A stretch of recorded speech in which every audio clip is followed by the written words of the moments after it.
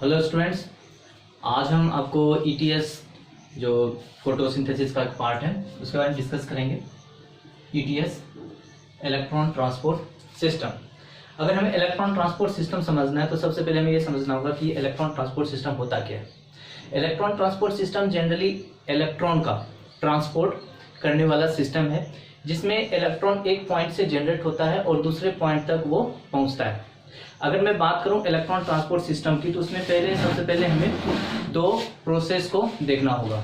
एक पहला प्रोसेस है जिसको कहते हैं साइक्लिक इलेक्ट्रॉन ट्रांसपोर्ट सिस्टम, या फिर हम उसको कह सकते हैं साइक्लिक फोटोफॉस्फोराइलेशन, और दूसरा होता है non cyclic electron transport system, यानी कि नॉन साइक्लिक फोटोफॉस्फोराइलेशन। जो साइक्लिक फोटोफॉस्फोराइलेशन है और जो नॉन साइक्लिक फोटोफॉस्फोराइलेशन है ये दोनों प्लांट से रिलेटेड है, यानी कि प्लांट के फोटोसिंथेसिस के दौरान जो हमारा कार्बोहाइड्रेट बनता है, जो कार्बोहाइड्रेट का फॉर्मेशन होता है, उसके लिए जो एनर्जी का फॉर्मेशन होता है वो हमारा सबसे पहले फॉर्म हो जाता है इसी साइक्लिक और नॉन साइक्लिक फोटोफॉस्फोराइलेशन के दौरान। इसी में इलेक्ट्रॉन का सबसे पहले ट्रांसपोर्ट होता है। दूसरा होता है हमारा जो क्लोरोप्लास्ट है, उसमें इलेक्ट्रॉन का किस तरह से ट्रांसपोर्ट होना। तो सबसे पहले हम ये समझते हैं कि जो इलेक्ट्रॉन ट्रांसपोर्ट सिस्टम है वो फोटोसिंथेसिस से रिलेटेड पहले हमारा है कि अगर मैं बात करूं कि जो इलेक्ट्रॉन है वो किस तरह से ट्रांसपोर्ट होता है। इलेक्ट्रॉन देखिए, अगर मैं बात करूं फोटोसिंथेसिस की तो फोटोसिंथेसिस में टोटल दो पिगमेंट सिस्टम होते हैं। एक पिगमेंट सिस्टम होता है pigment system one, pigment system one, pigment system one. जो पिगमेंट सिस्टम वन होता है इसमें जो इसके जो क्लोरोफिल मॉलिक्यूल है, क्लोरोफिल ए, दो मॉलिक्यूल्स होते हैं, क्लोरोफिल ए और क्लोरोफिल बी। इसमें जो क्लोरोफिल ए मॉलिक्यूल है वो 680 नैनोमीटर से अबव और 700 नैनोमीटर तक वाले वेवलेंथ से ये एक्टिवेट होते हैं। यानी कि जो फोटोन इसके ऊपर इंड्यूस हो रहे हैं, इसके ऊपर जो फोटोन इंड्यूस होंगे इसको हम लोग क्वांटासोम कहते हैं। ये डिफरेंट, इसको हम लोग क्वांटासोम कहते हैं। ये डिफरेंट टाइप्स के मॉलिक्यूल्स होते हैं। इसके ऊपर जो फोटॉन्स होते हैं ये फोटॉन्स हैं। ये फोटोन, जो फोटोन इंसर्ट होंगे उसका जो वेवलेंथ है वो 680 नैनोमीटर से अबव और लगभग 700 नैनोमीटर तक के रेंज में इनका वेवलेंथ होता है। ये इसे एक्टिवेट करता है। यहाँ से जो इलेक्ट्रॉन एक्टिवेट होता है, यहाँ से जैसे इलेक्ट्रॉन ये एक्टिवेट होगा, ये सबसे पहले एक इंटरमीडिएट कंपाउंड है FeS प्रोटीन। ये FeS प्रोटीन के द्वारा कैप्चर कर लिया जाता है और ये फाइनली एक्सेप्ट हो जाता है हमारा फेरिडॉक्सिन के द्वारा। ये फेरिडॉक्सिन इसे एक्सेप्ट कर लेता है और ये फिर फेरिडॉक्सिन क्या करेगा, ये फेरिडॉक्सिन इसे फिर रिलीज कर देता है और ये चला जाता है साइटोक्रोम B6 के पास, और ये साइटोक्रोम B6 से होते हुए साइटोक्रोम F तक जाएगा। ये साइटोक्रोम B6 से होते हुए साइटोक्रोम F की ओर जाएगा इलेक्ट्रॉन, और ये इलेक्ट्रॉन वापस ये प्लास्टोसाइनिन के पास जाएगा। ये एक कॉपर कंटेनिंग कंपाउंड होता है, ये एक कॉपर कंटेनिंग कंपाउंड होता है। और फिर जो इलेक्ट्रॉन का मूवमेंट है ये साइक्लिक फॉर्म होता है, इस तरह से ये इलेक्ट्रॉन का मूवमेंट होता है। और ये इलेक्ट्रॉन फाइनली किसको मिल जाएगा, ये इलेक्ट्रॉन फाइनली जो क्लोरोफिल है फोटोसिस्टम वन को जो कंस्टिट्यूट कर रहा है वो उसके पास आके मिल जाएगा।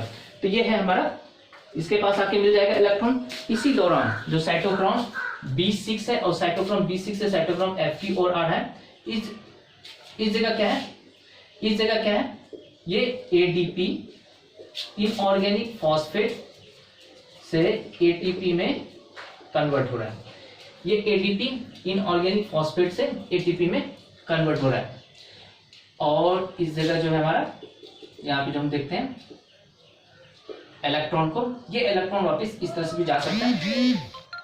तो ये इलेक्ट्रॉन इस तरह से मूवमेंट शो करता है। इसे कहते हैं साइक्लिक इलेक्ट्रॉन, ये साइक्लिक फोटोफॉस्फोराइलेशन, और इसी को कहते हैं साइक्लिक इलेक्ट्रॉन ट्रांसपोर्ट सिस्टम, इसी को कहते हैं साइक्लिक इलेक्ट्रॉन ट्रांसपोर्ट सिस्टम। यह है साइक्लिक इलेक्ट्रॉन ट्रांसपोर्ट सिस्टम। दूसरा होता है, जो दूसरा प्रोसेस है वो प्रोसेस जिसको हम कहते हैं non cyclic electron transport system, और इसको जेड स्कीम भी कहा जाता है। तो जो नॉन इलेक्ट्रॉन ट्रांसपोर्ट सिस्टम होता है उसको थोड़ा सा हम समझते हैं कि वो किस तरह से होता है। देखिए, अगर मेरा non cyclic electron transport system है तो इसमें क्या होगा, जो फोटो सिस्टम 1 में जो हम ये मूवमेंट देख रहे हैं इलेक्ट्रॉन का, ये मूवमेंट इस तरह से नहीं होगा, यहां से कट जाएगा और कट के इसका दूसरा पाथ डेवलप हो जाएगा। तो मैं सबसे पहले एक बार डेवलप यहाँ पे इसे मैं मेंशन कर देता हूँ। जैसे देखिए यहाँ पे ये मेरा है फोटो सिस्टम सेकेंड, ये फोटो सिस्टम सेकेंड है या पिगमेंट सिस्टम सेकेंड, और ये रहा हमारा इसका जो वेवलेंथ होता है जिसपे ये एक्टिवेट होता है वो होता है 680 नैनोमीटर। तो 680 नैनोमीटर पे ये एक्टिवेट होता है। इसके ऊपर फोटॉन्स जैसे इंसर्ट कर रहे हैं, फोटोन इंसर्ट कर रहे हैं। अब देखिए यहाँ पे क्या है, इसी के बीच में क्वांटासोम भी है, जो एक्सेसरी पिगमेंट्स होते हैं, ये क्वांटासोम है, ये फोटो सिस्टम सेकेंड है। फोटो सिस्टम सेकेंड से जैसे यहाँ पे फोटो सिस्टम सेकेंड है, ये एक इंटरमीडिएट कंपाउंड होता है जिसको फियोफाइटिन कहते हैं, ये फियोफाइटिन। उसके बाद एक होता है प्लास्टोक्विनोन, ये प्लास्टोक्विनोन है, मैंने मेंशन कर दिया, ये प्लास्टोक्विनोन है। यहाँ से इलेक्ट्रॉन का मूवमेंट इस तरह से, कुछ इस तरह से इलेक्ट्रॉन का मूवमेंट होता है। तो ये इलेक्ट्रॉन का मूवमेंट हो रहा है इसमें, लेकिन ये जो इलेक्ट्रॉन का मूवमेंट हो रहा है, ये इलेक्ट्रॉन आ कहाँ से रहा है, ये इलेक्ट्रॉन मेरा जो आ रहा है वो फोटोन को, जैसे फोटोन ये क्लोरोफिल मॉलिक्यूल्स के पास जाएगा, ये हमारा फोटोन 680 नैनोमीटर तक का, ये इससे नीचे का, इससे बिलो जो फोटॉन्स है वो इसे एक्टिवेट कर देता है। यहाँ से इलेक्ट्रॉन्स ये बाहर आ गया, और ये बाहर आने के बाद क्या हुआ, ये जो इलेक्ट्रॉन्स है इसका मूवमेंट कुछ इस तरह से रन करेगा। ये साइटोक्रोम B6 से होते हुए ये फिर साइटोक्रोम F की ओर आएगा, और ये फिर साइटोक्रोम B6 साइटोक्रोम F, उसके बाद प्लास्टोसाइनिन तक पहुंचेगा। यहां से फिर ये प्लास्टोसाइनिन से होते हुए ये हमारा जो नेक्स्ट लेवल का पिगमेंट सिस्टम है जिसको हमने कहा पिगमेंट सिस्टम 1, ये पिगमेंट सिस्टम 1 की ओर आएगा और ये इसे न्यूट्रलाइज कर देगा। पिगमेंट सिस्टम 1 इस पे भी जैसे क्वांटासोम है, ये भी फोटोन की वजह से एक्टिवेट होता है, और एक्टिवेट होने के बाद ये भी फोटोन की वजह से एक्टिवेट होता है, और एक्टिवेट होने के बाद ये इलेक्ट्रॉन्स को रिलीज करता है, ये इलेक्ट्रॉन्स को रिलीज कर देगा। और ये जो इलेक्ट्रॉन्स है जो यहां से रिलीज होगा, ये जो इलेक्ट्रॉन्स यहां से रिलीज होता है वो किसको जाएगा, वो FES प्रोटीन, FES प्रोटीन के पास जाता है। FES प्रोटीन के पास ये एक प्रोटीन है, और फाइनली जो एक्सेप्टेड हो जाएगा फेरिडॉक्सिन के पास, ये फेरिडॉक्सिन से एक्सेप्ट कर लेगा, और फिर फेरिडॉक्सिन एक्सेप्ट करने के बाद ये इसे आगे ट्रांसफर कर देगा, ये इलेक्ट्रॉन्स को ट्रांसफर कर देगा फेरिडॉक्सिन NADP प्लस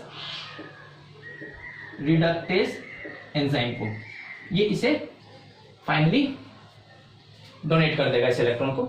यहाँ पे जो आप देख रहे हैं, यहाँ पे जैसे फोटोन से ये एक्टिवेट हुआ है, यहाँ पे एक इलेक्ट्रॉन की वैकेंसी कॉज हुआ है, जो कि हमारा जो फोटोन सिस्टम है, यहाँ पे जो फोटोन है पिगमेंट सिस्टम सेकेंड, इस जगह जो फोटोन इंसर्ट होता है ये इसको एक्टिवेट करता है, इससे इलेक्ट्रॉन बाहर आता है और ये आगे बढ़ता है, और इसके पास भी वैकेंसी क्रिएट हो जाता है। यहाँ पे भी वैकेंसी क्रिएट है, यहाँ पे भी वैकेंसी क्रिएट है, लेकिन इसका जो वैकेंसी है इसके द्वारा जो इलेक्ट्रॉन मूवमेंट हो रहा है, ये जो इलेक्ट्रॉन मूवमेंट हो रहा है, इस इलेक्ट्रॉन मूवमेंट की वजह से इसकी वैकेंसी फुलफिल हो जाती है और ये जो है स्टेबलाइज हो जाता है। लेकिन जैसे आप देख रहे हैं साइटोक्रोम B6 से साइटोक्रोम F की ओर मूवमेंट कर रहा है, तो इसी क्रम में क्या होगा, इसी वे में क्या होता है, ये जो ADP है और जो इनऑर्गेनिक फॉस्फेट है वो इससे जुड़कर ATP का फॉर्मेशन कर देते हैं। तो यहाँ पे हम देख रहे हैं यहाँ पे एक ATP का फॉर्मेशन हो गया, अब है कि यहाँ इस जगह जो मैं फोटो सिस्टम फर्स्ट की बात कर रहा हूँ ये तो स्टेबिलाईज हो गया, लेकिन मेरा जो फोटो सिस्टम सेकेंड है वो अभी भी डीस्टेबिलाईज्ड है, तो इसका स्टेबिलाईजेशन होना जरूरी है।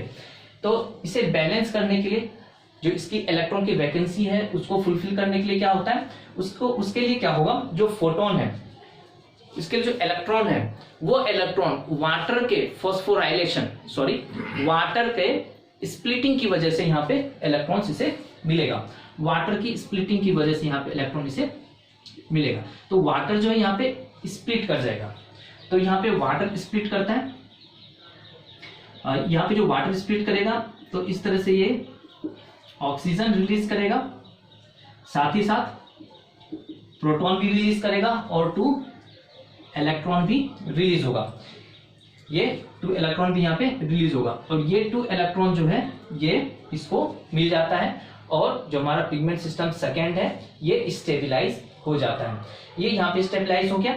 इसके बाद जो यहाँ पे 2 प्रोटॉन है, ये दोनों प्रोटॉन आगे इसे दे दिया जाता है, तो ये 2 प्रोटॉन, इधर से इलेक्ट्रॉन इधर से प्रोटॉन, और इसके पास ऑलरेडी अगर मैं बात करूं तो इसके पास जो है ऑलरेडी NADPH प्लस है, प्लस यहाँ पे 2 प्रोटॉन भी मिल गया, इसके थ्रू 2 प्रोटॉन भी मिल गया, तो फाइनली ये हमारा NADPH2 इसे मिल गया। अगर मैं बात करूं, देखिए यहाँ पे मैंने बात किया था साइक्लिक फोटोफॉस्फोराइलेशन या फिर साइक्लिक इलेक्ट्रॉन ट्रांसपोर्ट सिस्टम का, और इस जगह मैं बात कर रहा हूं नॉन साइक्लिक। तो ये साइक्लिक है, कैसे साइक्लिक हुआ, यहां से अगर मैं बात करूं यहाँ पे फोटो सिस्टम 1 में इस जगह जो इलेक्ट्रॉन की वैकेंसी क्रिएट हो रही है वो फुलफिल हो जा रहा है वापस, एक साइक्लिक फॉर्म में ये इलेक्ट्रॉन वापस इसे मिल जा रहा है, और ये प्रोसेस लगातार इसी तरह से चलता रहता है, और ये एक साइक्लिक प्रोसेस है।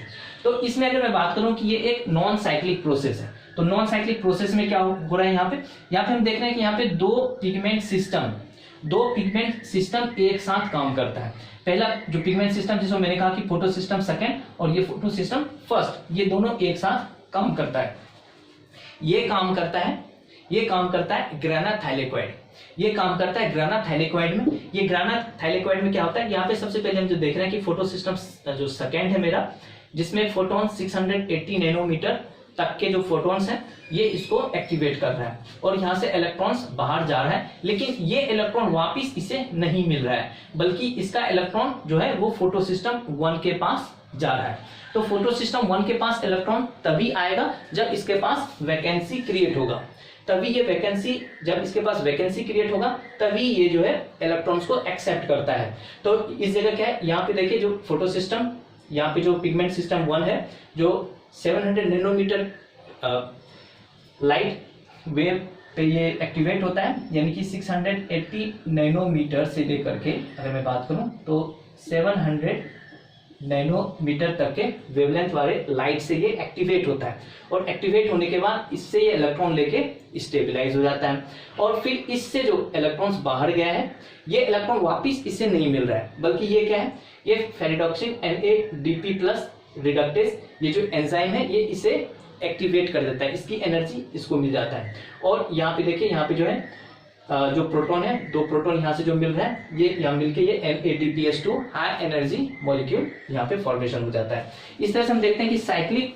जो हमारा इलेक्ट्रॉन ट्रांसपोर्ट सिस्टम है इसमें एक ATP का फॉर्मेशन हो रहा है, और जो हमारा non cyclic electron transport system है इसमें हमारा एक ATP का फॉर्मेशन हो रहा है, एक NADPH2 का फॉर्मेशन हो रहा है, साथ ही साथ हमें ऑक्सीजन भी एज अ बाय प्रोडक्ट यहाँ पे मिल रहा है। तो इस प्रोसेस को हमने कहा non cyclic photo phosphorylation, non cyclic photophosphorylation. और इसी को कहते हैं हम लोग क्या, इसी को कहते हैं हम, जैसे ये भी एक तरह का इलेक्ट्रॉन ट्रांसपोर्ट सिस्टम है, तो ये हमारा 2 इलेक्ट्रॉन ट्रांसपोर्ट सिस्टम हो गया, एक साइक्लिक एक नॉन साइक्लिक। इसी 2 इलेक्ट्रॉन ट्रांसपोर्ट सिस्टम को समझाने के लिए 2 अलग अलग एक हाइपोथेसिस दिया गया है, जिसको कहते हैं केमी ऑस्मोटिक हाइपोथेसिस। इसको कहते हैं केमी ऑस्मोटिक हाइपोथेसिस। केमी ऑस्मोटिक जो हाइपोथेसिस है,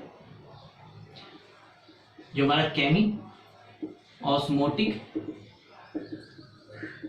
हाइपोथेसिस है, इसमें ये बताया गया है कि जो हमारा ग्राना थाइलेक्वाइड है उसमें जहाँ पे कि हम लोग यहाँ पे देख रहे हैं कि ऑक्सीजन भी मिल रहा है हमें, इसी जगह हम लोग ये भी देख रहे हैं कि एटीपी का भी फॉर्मेशन हो रहा है, NADPH2 का भी फॉर्मेशन हो रहा है। तो ये सारे चीज, इन सारी चीजों का फॉर्मेशन किस तरह से हो रहा है वो हमें केमी ऑस्मोटिक हाइपोथेसिस से समझ में आएगा। यानी कि ये कहें कि जो पूरा पूरा ETS है उसको समझने के लिए हमें केमी ऑस्मोटिक हाइपोथेसिस को समझना होगा। तो जो केमी ऑस्मोटिक हाइपोथेसिस है वो क्या है? केमी ऑस्मोटिक हाइपोथेसिस जो है वो देखिए, ये जो ग्राना थाइलेक्वाइड है डबल मेम्ब्रेनस है,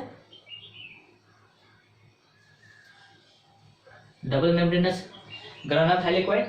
इसमें दो देखिए, इसमें जो है अलग अलग एंजाइम्स होते हैं। एक एंजाइम जो NADP रिडक्टेज मैंने कहा, एक वो एंजाइम हो गया। एक होता है आपका एटीपेज सिंथेज, एक एटीपी सिंथेज के लिए मैंने यहां पे बना दिया। एक होता है आपका water splitting complex, water splitting complex. तो ये मेरा वाटर स्प्लिटिंग कॉम्प्लेक्स हो गया।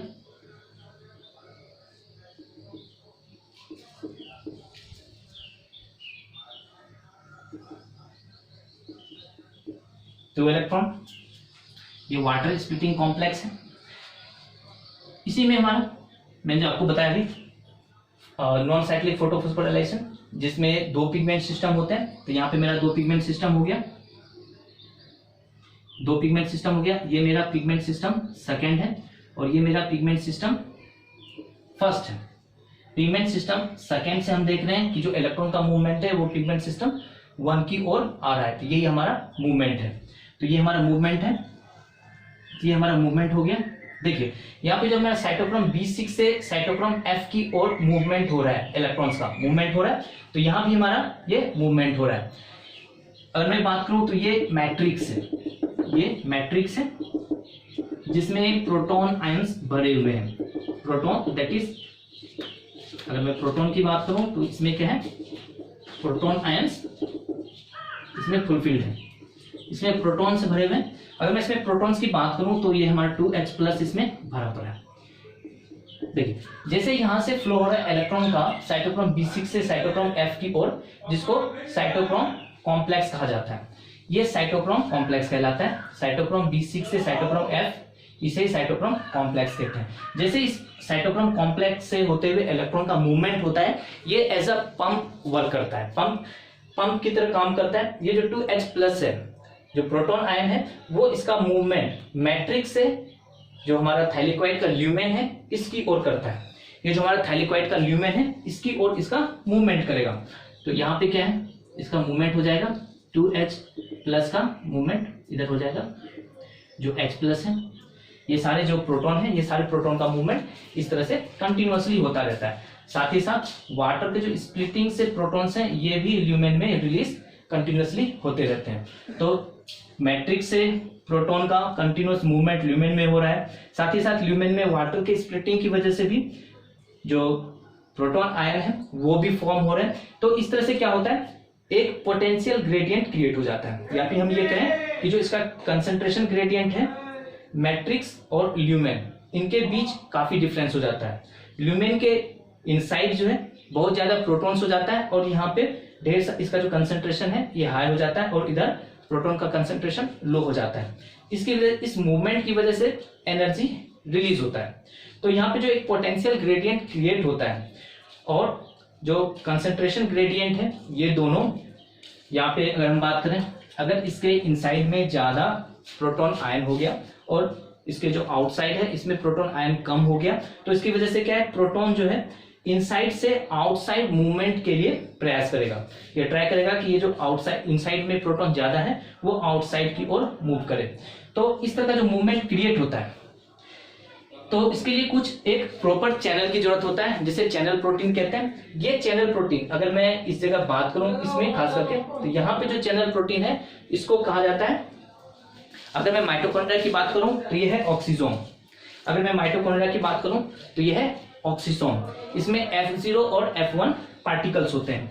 F0 पार्टिकल्स जो होता है वो होता है इस जगह, मतलब इनसाइड में, और आउटसाइड में होता है F1 पार्टिकल। ये F0 पार्टिकल से F1 पार्टिकल की ओर जो प्रोटॉन्स हैं उसका मूवमेंट होता है। और जो ये F0 F1 पार्टिकल है, यानी कि F1 जो पार्टिकल है ये एज ए एटीपेस काम करता है, यानी कि एटीपी का सिंथेसिस, यहाँ पे एटीपी का सिंथेसिस होता है, तो इसे एटीपेस सिंथेटेस कहते हैं। तो ये है हमारा एटीपी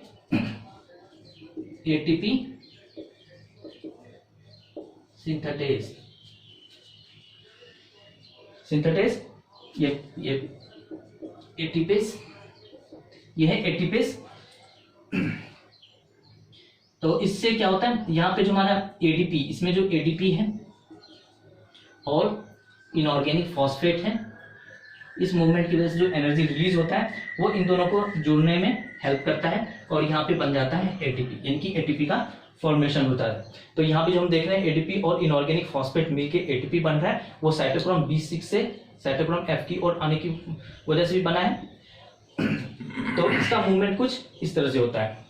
अब दूसरा है हाइपोथेसिस, जो सेकेंड हाइपोथेसिस है वो ये कहता है कि जो आपका FD रिडक्टेज है, NADP रिडक्टेज, ये जो फेरिडॉक्सिन है, तो यहाँ से क्या है, अगर मैं बात करूं तो यहाँ से देखिए मूवमेंट हो रहा है। तो ये